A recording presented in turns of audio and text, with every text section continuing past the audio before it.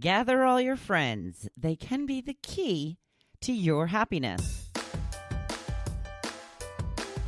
Welcome to the Hopefulist, a daily talk show hosted by veteran broadcaster Wendy McClure.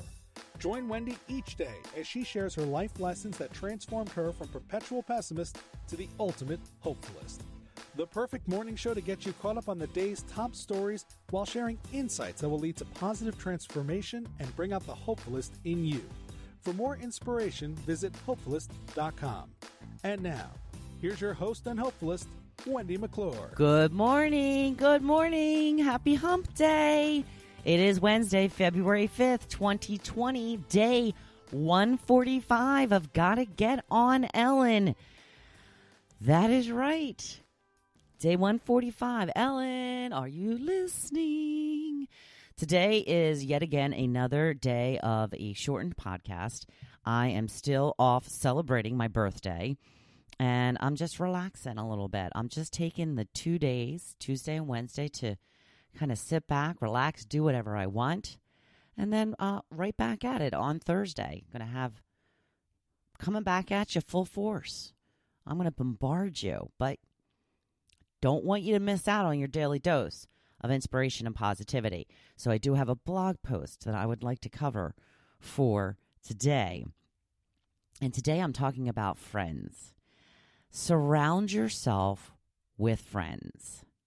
They can be your greatest source of happiness. There is nothing like getting together with your girls and just hanging. I have a number of different groups of friends, and they are all very important to me. And I still try to make more friends whenever I can.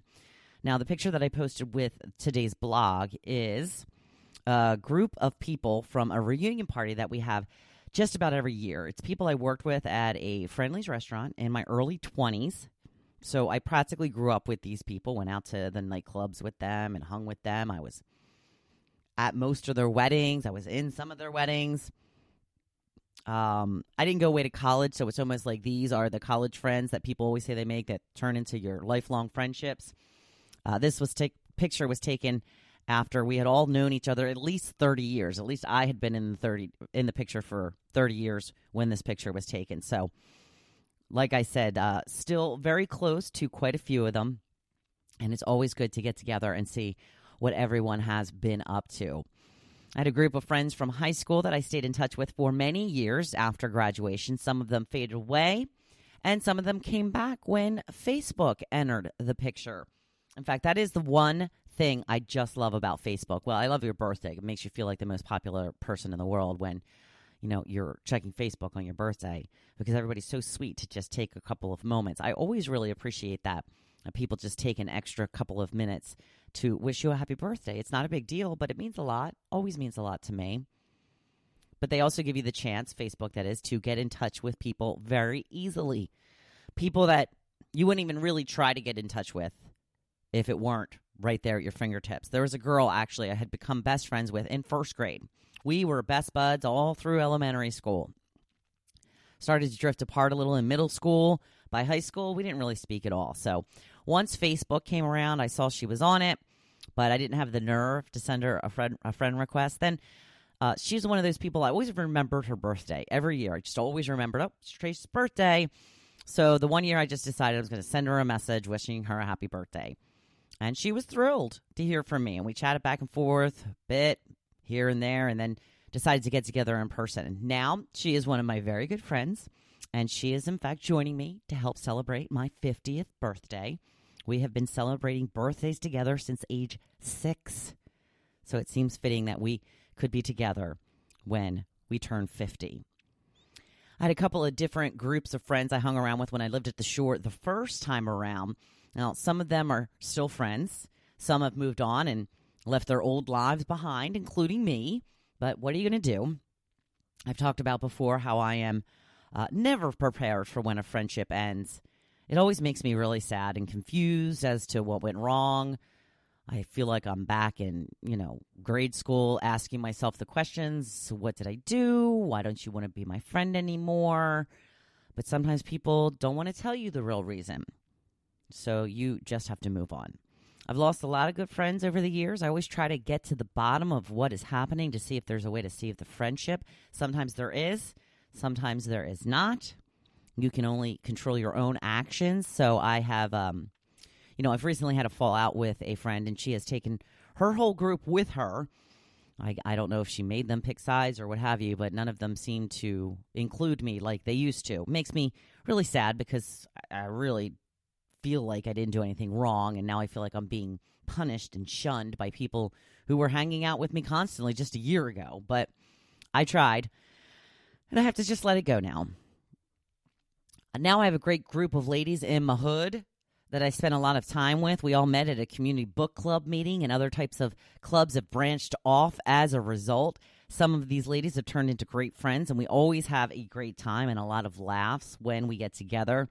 I've invited a bunch of these ladies to help me celebrate my birthday, and I am so glad that most of them plan to attend.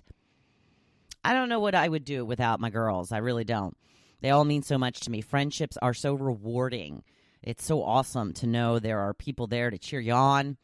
One of my girls in the hood is the only person who came to see my very first speech, which I was so grateful for. We got to chat a bit, and then she gave me some good feedback on ways to improve, because that's what friends do. They have your back. They cheer you on. They tell it to you straight when you need it. And you need to be there for them as well.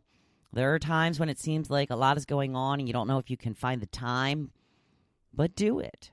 Find the time. Be a good friend, and you will have good friends in return. Make sure you surround yourself with people who will lift you up. Limit time around those that bring you down or are filled with negativity. I'm not saying to keep these people out of your life completely, but negative people spread negativity.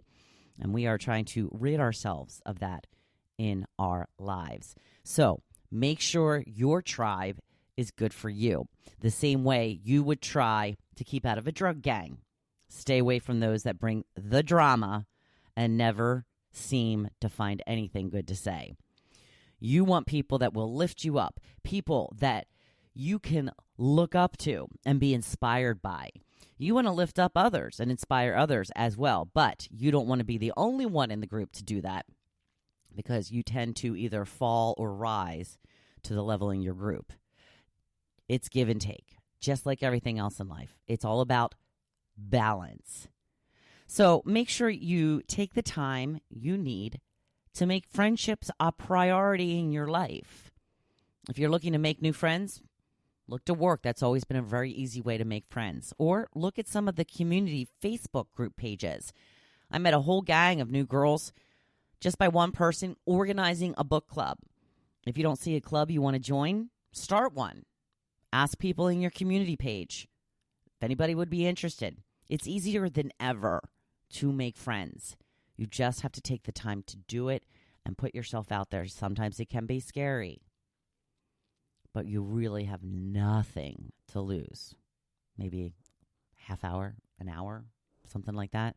It's what I told myself when I went to that first book club meeting when I didn't know anybody. Okay, if I don't meet anybody, if I don't make any friends, I've lost an hour. No big deal.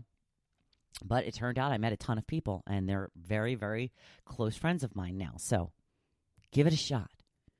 Hey, you know what? It's already hump day. We are halfway there, people. Halfway there. I hope you cherish the friends that you have in your life and make it a priority to reach out to them. Send someone a text today telling them just that you're thinking about them. It's going to more than likely make their day. Wouldn't you love to get a text like that? Hey, don't have time to chat. Just wanted to tell you I'm thinking about you. So nice.